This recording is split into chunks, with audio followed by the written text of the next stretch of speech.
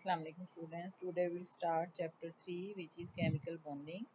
In this chapter we will study noble gas configuration, octet and duplet rules, comparison between cation and anion, electropositive and electronegative nature of metals and non-metals, different types of bonds, that is ionic covalent, coordinate covalent bond and metallic bond.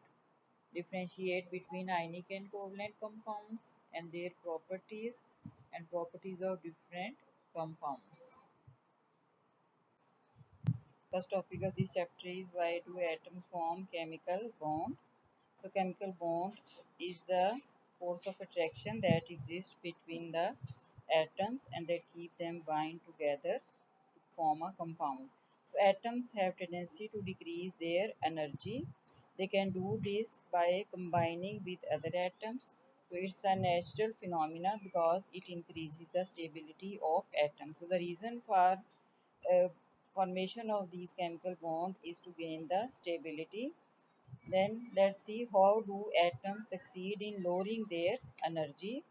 The early chemists had started thinking about this long time ago. They finally succeeded to get answer only when noble gases such as helium, neon, argon, krypton, xenon were discovered.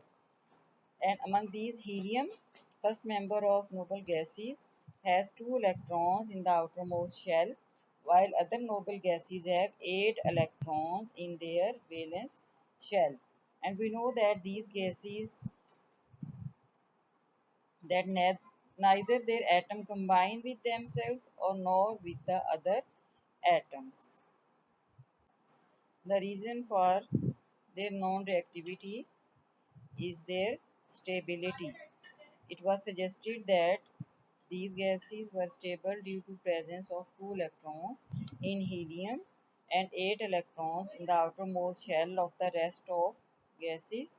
This gives rise to the principle having 2 electrons in case of hydrogen and helium, which have only first shell, or 8 electrons in the outermost shell means stability and hence unreactivity.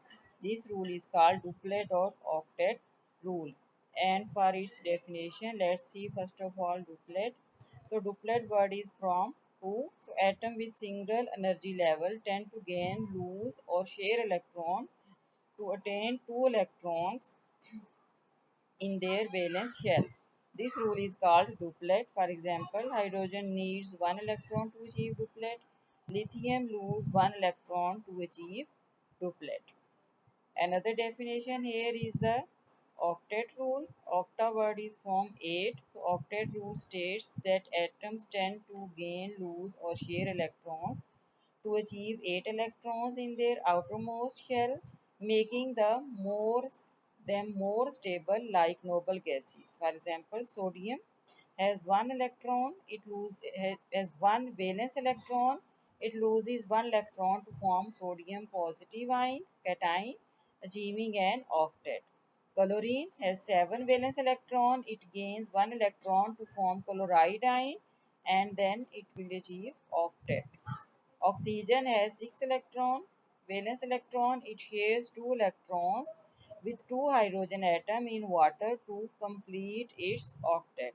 So in these examples we have seen that sodium has lose electron to gain octet, chlorine has gain electron to achieve octet and oxygen has shared electrons to achieve the octet.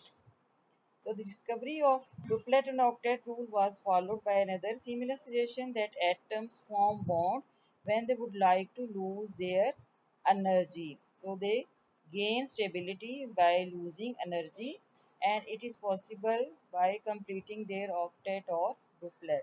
For example, sodium atom, it is it has only one valence electron, so it will easily remove this electron to gain stability and it is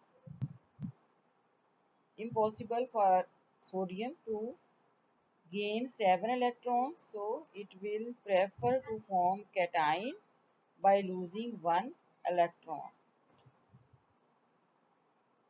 Similarly, for hydrogen atom, Hydrogen has one electron, one valence electron. It will lose one electron to become proton H positive, or gain one electron to become hydride ion H negative.